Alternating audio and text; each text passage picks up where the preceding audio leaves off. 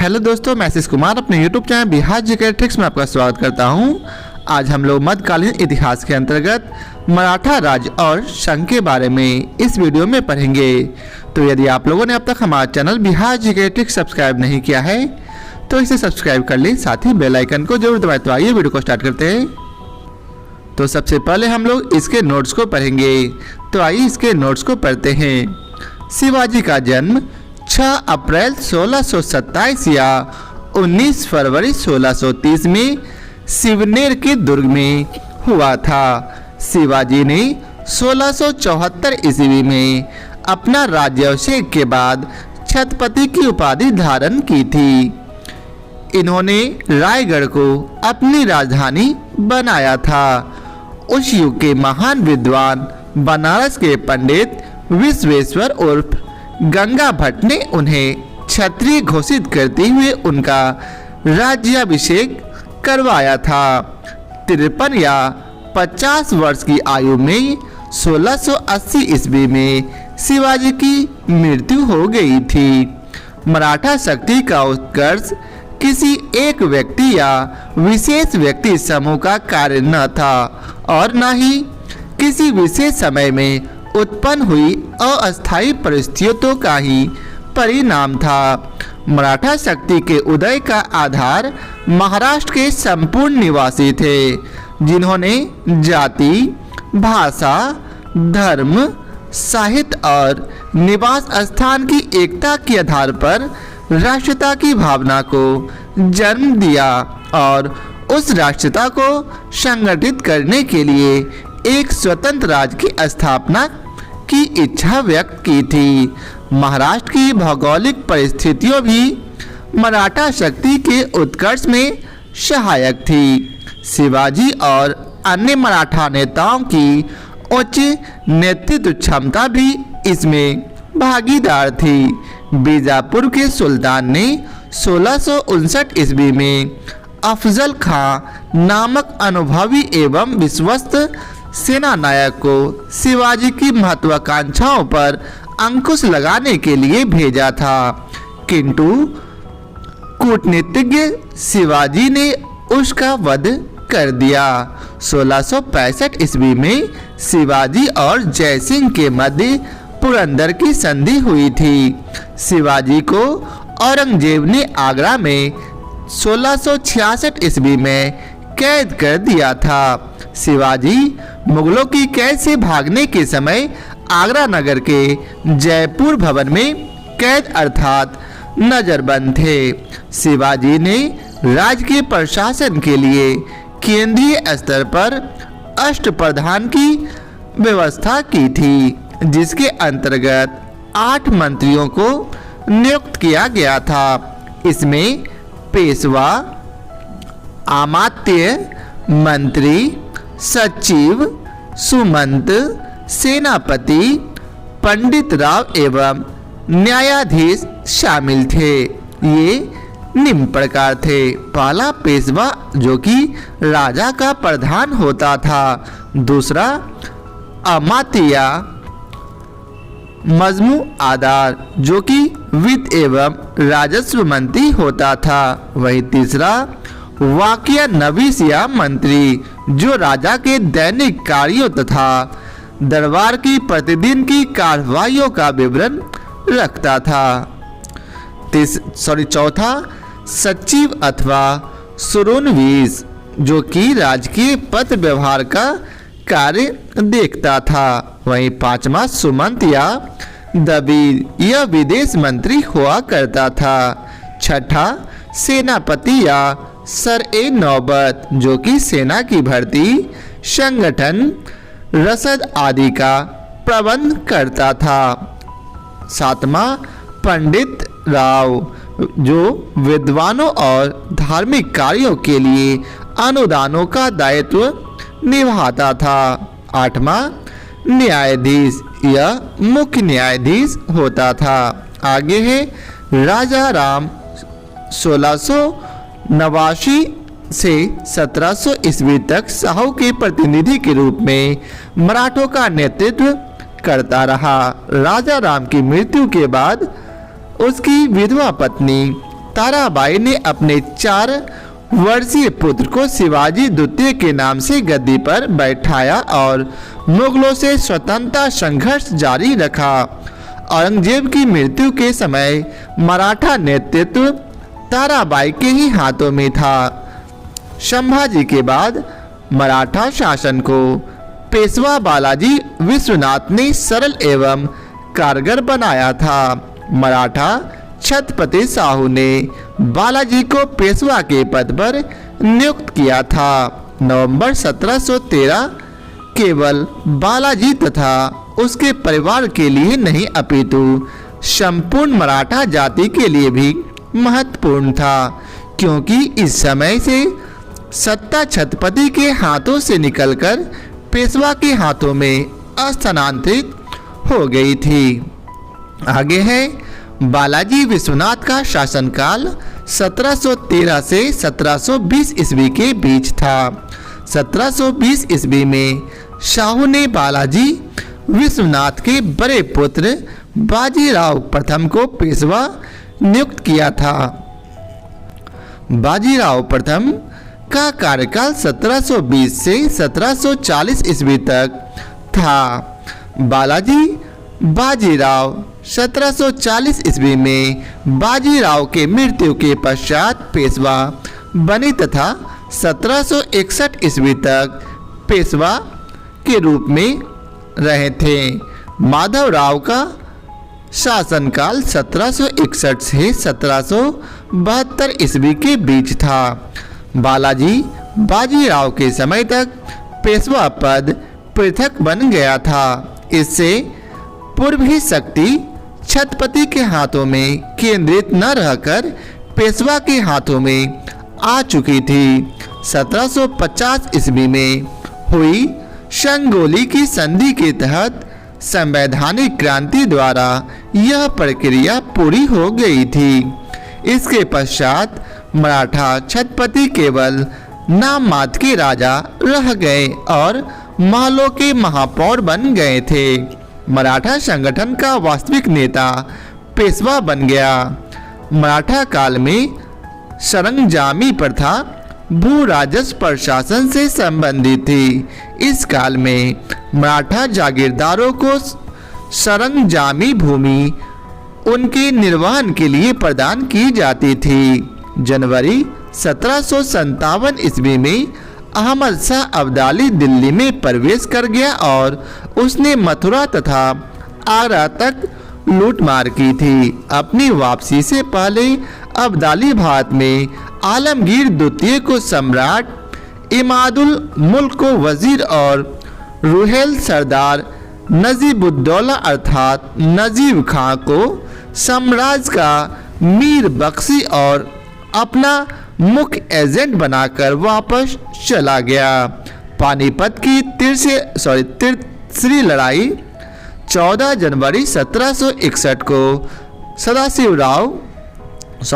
सदाशिव भाव के नेतृत्व में मराठा सेना और अहमद शाह अब्दाली के नेतृत्व में अफगान सेना के बीच हुई थी, जिसमें मराठे पूरी तरह पराजित हुए।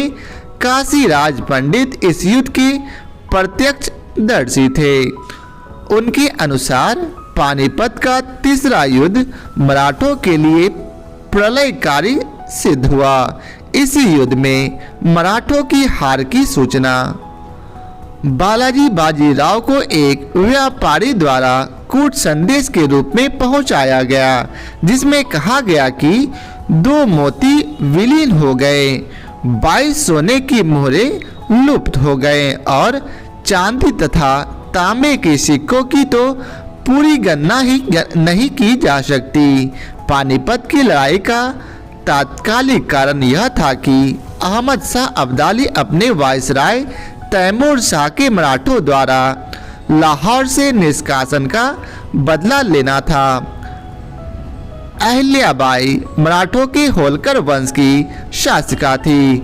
होलकर वंश इंदौर पर काबिज था। अब आइए चलते इसके प्रश्न को उसको देखते हैं। तो पहला प्रश्न है, मराठों के उत्कर्ष का निम्न में कौन सा कारण सही है? तो इसका उत्तर है ई अर्थात उपरोक्त सभी अर्थात धार्मिक चेतना, भौगोलिक सुरक्षा, राजनैतिक जागृति और उच्च नेतृत्व शक्ति। मराठों के उत्कर्ष के लिए उपयुक्त सभी कारण सही है। मराठा शक्ति का उत्कर्ष किसी एक व्यक्ति या विशेष व्यक्ति समूह का कार्य न था और न किसी विशेष समय में उत्पन्न हुई अस्थायी परिस्थितियों का ही परिणाम था। मराठा शक्ति के उदय का आधार महाराष्ट्र के संपूर्ण निवासी थे, जिन्होंने जाति, भाषा, धर्म, साहित्य और निवास स्थान की एकता के आधार पर राष्ट्रता की भावना को जन्म दिया और उस राष्ट्रता को संगठित करने के लिए एक स्वतंत्र राज्य की स्थापना की इच्छा व्यक्त की। महाराष्ट्र की भौगोलिक परिस्थितियां भी मराठा शक्ति के उत्कर्ष में सहायक थी। शिवाजी और अन्य मराठा नेताओं की उच्च नेतृत्व क्षमता भी इसमें भागीदार थी। अब आइए चलते अगले प्रश्न पर। तो अगला प्रश्न है, नीचे दिए गए मानचित्र पर विचार कीजिए। तो मानचित्र को आप लोग ध्यानपूर्वक देखें। अब आइए चलते हैं आगे पढ़ते हैं। तो चित्र में छायांकित क्षेत्र राज्य दर्शाता है किसे? तो इसका उत्तर है मराठा क्षेत्र को। उपरोक्त मानचित्र का छायांकित भाग मराठों के राज्य एवं प्रभाव क्षेत्र को दर्शाता है। अगला प्रश्न है, शिवाजी ने मुगलों को किस युद्ध में हराया था? तो इसका उत्तर है सलहार युद्ध में। शिवाजी ने 1672 ईस्वी में सलहार के युद्ध में मुगलों को हराया था। शिवाजी का जन्म 1627 या 1630 ईस्वी में शिवनेर के दुर्ग में हुआ था। शिवाजी ने 1674 ईस्वी में राज्याभिषेक के बाद छत्रपति की उपाधि धारण की थी। 53 या 50 वर्ष की आयु में 1680 ईस्वी में शिवाजी की मृत्यु हो गई थी। अब अगला प्रश्न है, शिवाजी का जन्म कब हुआ तथा कब उन्होंने छत्रपति की उपाधि धारण की थी? तो इसका उत्तर है डी अर्थात 1627 ईस्वी में उनका जन्म हुआ और 1674 ईस्वी में उन्होंने छत्रपति की उपाधि धारण की थी। अब अगला प्रश्न है, वह कौन सेना नायक था जिसे बीजापुर के सुल्तान ने 1659 ईस्वी में शिवाजी को दबाने के लिए भेजा था? तो इसका उत्तर है अफजल खां को। बीजापुर के सुल्तान ने 1659 ईस्वी में अफजल खां नामक अनुभवी एवं विश्वस्त सेना नायक को शिवाजी की महत्वाकांक्षाओं पर अंकुश लगाने के लिए भेजा था, किंतु कूटनीतिज्ञ शिवाजी ने उसका वध कर दिया। अब अगला प्रश्न है, शिवाजी मुगलों की कैद से भागने के समय कौन से नगर में कैद थे? तो इसका उत्तर है आगरा में। शिवाजी मुगलों की कैद से भागने के समय आगरा नगर के जयपुर भवन में कैद अर्थात नजरबंद थे। शिवाजी को औरंगजेब ने आगरा में 1666 ईस्वी में कैद कर दिया था। इस प्रकार सही उत्तर विकल्प बी होगा। अब अगला प्रश्न है, शिवाजी की राजधानी कहाँ पर थी? तो इसका उत्तर है रायगढ़ में।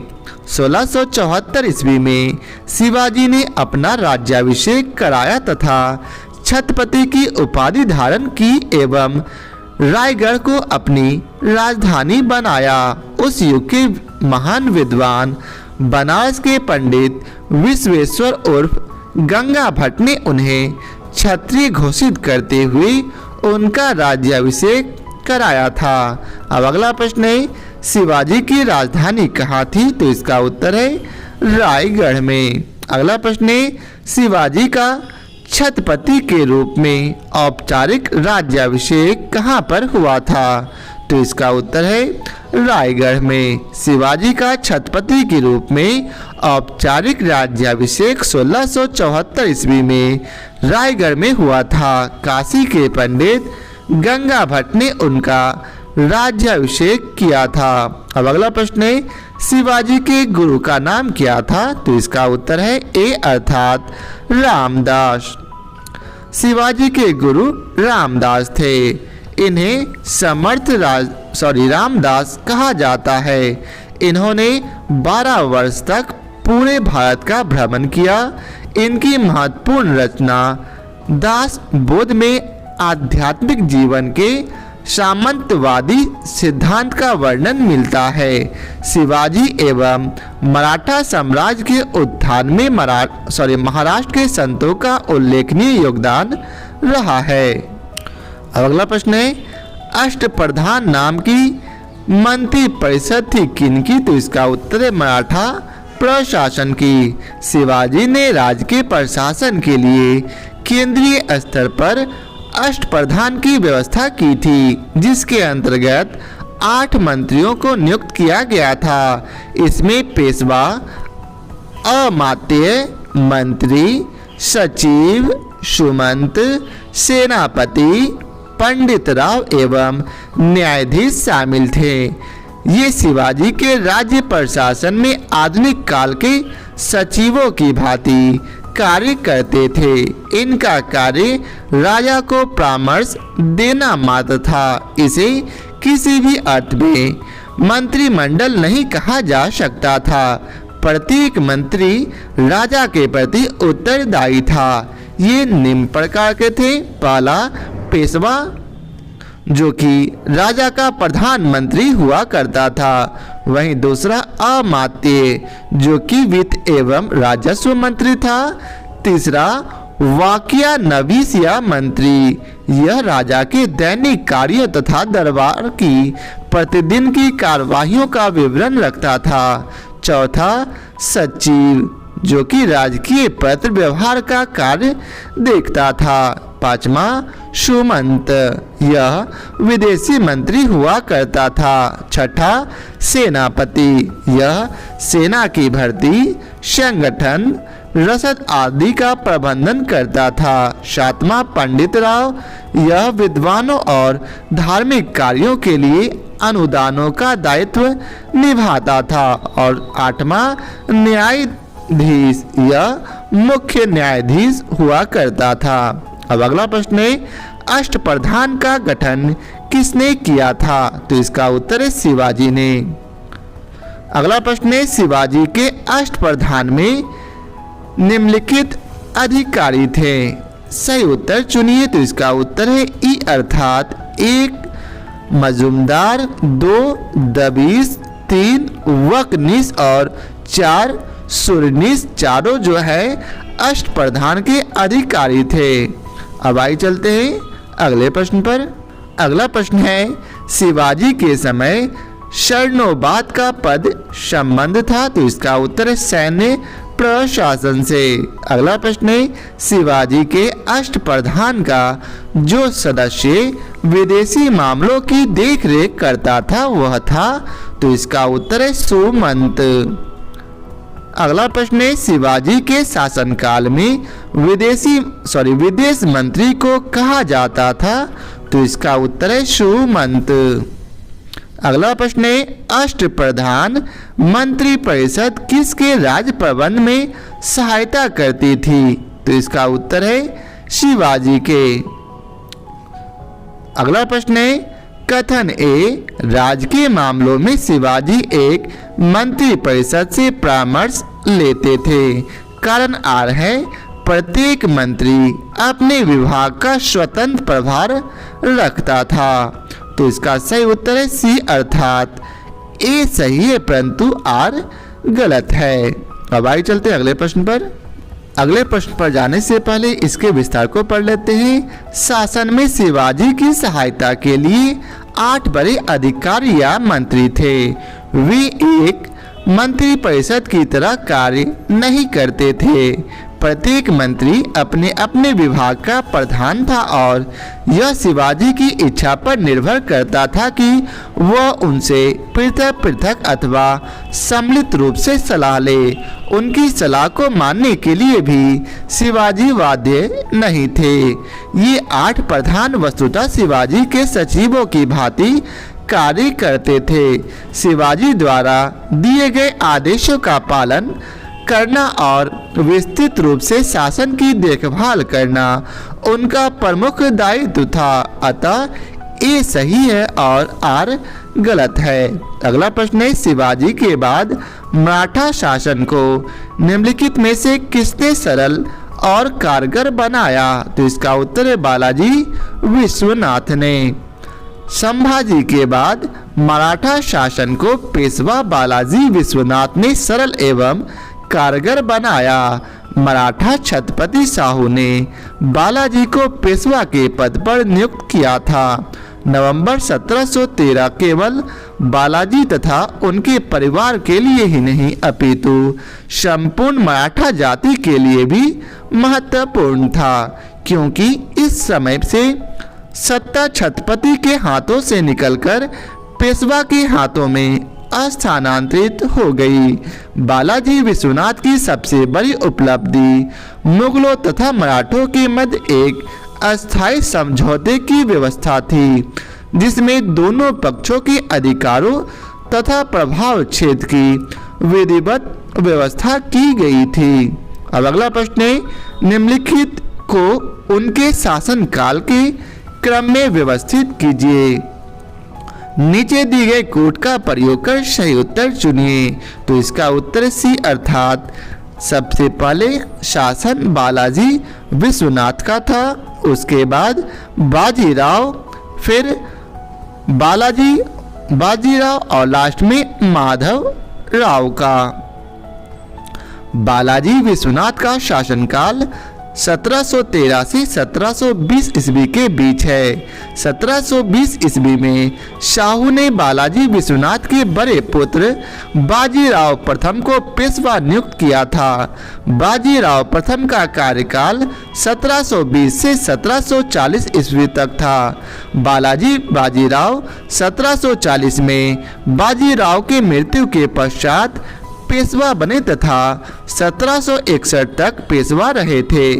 माधवराव का शासनकाल 1761 से 1772 ईस्वी है। अब अगला प्रश्न है, निम्नलिखित को सही कालानुक्रम में रखें। तो इसका सही उत्तर है बी। अब आइए चलते हैं इसके विस्तार को पढ़ते हैं।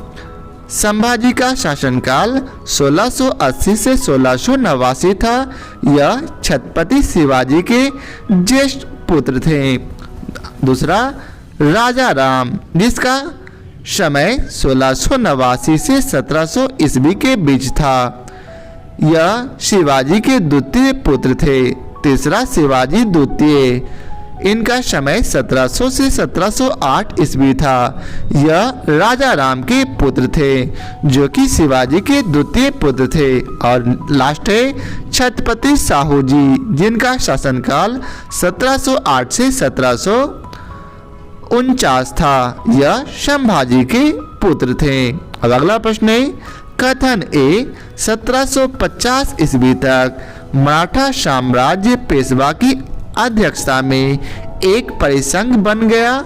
कारण आर है, शाहू के उत्तराधिकारी पेशवा की इच्छा पर निर्भर थे। तो इसका सही उत्तर है ए, अर्थात ए तथा आर दोनों सही हैं और आर ए की सही व्याख्या करता है।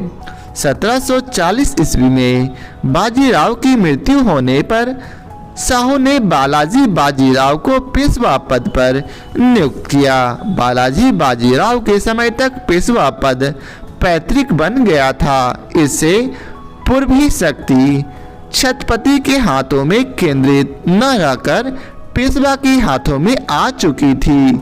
1750 ईस्वी में हुई संगोली की संधि के तहत संवैधानिक क्रांति द्वारा यह प्रक्रिया पूरी हो गई। इसके पश्चात मराठा छत्रपति केवल नाम मात्र के राजा रह गए और महलों के महापौर बन गए।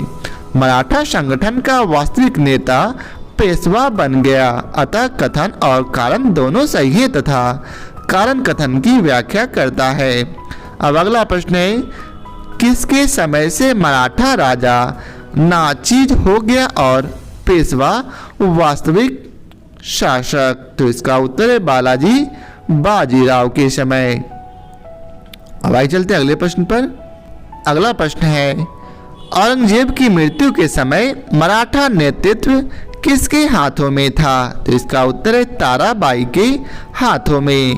राजा राम, जिसका समय 1689 से 1700 ईस्वी के बीच था, शाहू के प्रतिनिधि के रूप में मराठों का नेतृत्व करता रहा।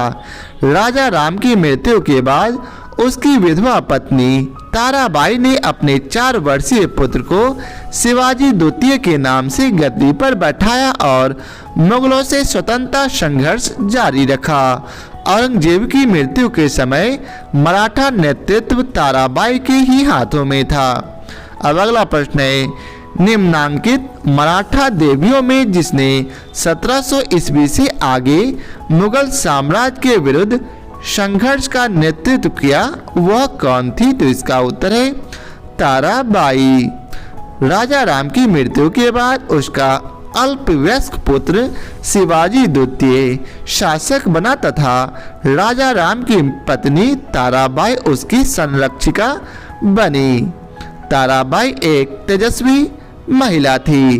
उसने मुगलों से संघर्ष जारी रखा तथा रायगढ़ और सतारा और सीकर के किलों को मुगलों से जीत लिया था। अगला प्रश्न है, सरंजामी प्रथा किससे संबंधित थी? तो इसका उत्तर है मराठा भू राजस्व प्रथा से। मराठा काल में सरंजामी प्रथा भू राजस्व प्रशासन से संबंधित थी। इस काल में मराठा जागीरदारों को सरंजामी भूमि उनके निर्वहन के लिए प्रदान की जाती थी। अब अगला प्रश्न है, सुरक्षा के लिए मराठों के राजस्व के दावों का किस नाम से जाना जाता है? तो इसका उत्तर है चौथ। चौथ उन प्रांतों से लिया जाता था जिन्हें मुगलई कहा जाता था। इस कर के बदले में पड़ोसी राज्यों को मराठों के आक्रमण तथा लूटपाट से बचने का आश्वासन प्राप्त हो जाता था। अगला प्रश्न है, एक इतिहासकार ने पानीपत की तीसरी लड़ाई को स्वयं देखा, वह कौन था? तो इसका उत्तर है काशीराज पंडित। पानीपत की तीसरी लड़ाई 14 जनवरी 1761 को सदाशिवराव के नेतृत्व में मराठा सेना और अहमद शाह अब्दाली के नेतृत्व में अफगान सेना के बीच हुई थी, जिसमें मराठे बुरी तरह पराजित हुए। काशीराज पंडित इस युद्ध के प्रत्यक्षदर्शी थे। उनके अनुसार पानीपत का तीसरा युद्ध मराठों के लिए प्रलयकारी सिद्ध हुआ। इस युद्ध में मराठों की हार की सूचना बालाजी बाजीराव को एक व्यापारी द्वारा कूट संदेश के रूप में पहुंचाई गई। अब अगला प्रश्न है, अहमद शाह अब्दाली के भारत पर आक्रमण और पानीपत की तीसरी लड़ाई लड़ने का तात्कालिक कारण क्या था? तो इसका उत्तर है ए, अर्थात वह मराठों द्वारा लाहौर से अपने वायसराय तैमूर शाह के निष्कासन का बदला लेना चाहता था। पानीपत की लड़ाई का तात्कालिक कारण यह था कि अहमद शाह अब्दाली अपने वायसराय तैमूर शाह के मराठों द्वारा लाहौर से निष्कासन का बदला लेना चाहता था। अब अगला प्रश्न है, पानीपत के तीसरे युद्ध में निम्न में से किसने मराठों को हराया था? तो इसका उत्तर है अफगानों ने। पानीपत का तीसरा युद्ध 14 जनवरी 1761 को मराठों तथा अहमद शाह अब्दाली के बीच हुआ था। मराठा सेना का नेतृत्व सदाशिवराव भाव ने किया था। इस युद्ध में मराठे बुरी तरह पराजित हुए। युद्ध के प्रत्यक्षदर्शी काशीराज पंडित के शब्दों में पानीपत का तृतीय युद्ध मराठों के लिए प्रलयकारी सिद्ध हुआ था। अगला प्रश्न है, पानीपत का तीसरा युद्ध कब लड़ा गया था? तो इसका उत्तर है 14 जनवरी 1761 को। अगला प्रश्न है, पानीपत का तीसरा युद्ध लड़ा गया था? तो इसका उत्तर है सी, अर्थात मराठा तथा अहमद शाह अब्दाली के बीच। अगला प्रश्न है, पानीपत का तीसरा युद्ध लड़ा गया था वर्ष, तो इसका उत्तर है 1761 ईस्वी में। अगला प्रश्न है, निम्नलिखित में से कौन रुहेला सरदार अहमद शाह अब्दाली का विश्वास पात्र था, तो इसका उत्तर है नजीब खान। जनवरी 1757 में अहमद शाह अब्दाली दिल्ली में प्रवेश कर गया और उसने मथुरा तथा आगरा तक लूटमार की। अपनी वापसी से पहले अब्दाली भारत में आलमगीर द्वितीय को सम्राट, इमादुल मुल्क को वजीर और रुहेल सरदार नजीबुद्दौला अर्थात नजीब खां को साम्राज्य का मीर बख्शी और अपना मुख्य एजेंट बनाकर वापस चला गया। अब अगला प्रश्न है, मोडी लिपि का प्रयोग किसके विलेखों में किया जाता था, तो इसका उत्तर है मराठों के। तो यह था आज के वीडियो का आखिरी प्रश्न। आशा करता हूं आप लोगों को हमारा यह वीडियो पसंद आया हो। यदि आप लोगों को हमारा यह वीडियो पसंद आया हो तो इसे लाइक और शेयर जरूर करें। फिर मिलते हैं नए चैप्टर के साथ। आज के लिए बहुत बहुत धन्यवाद।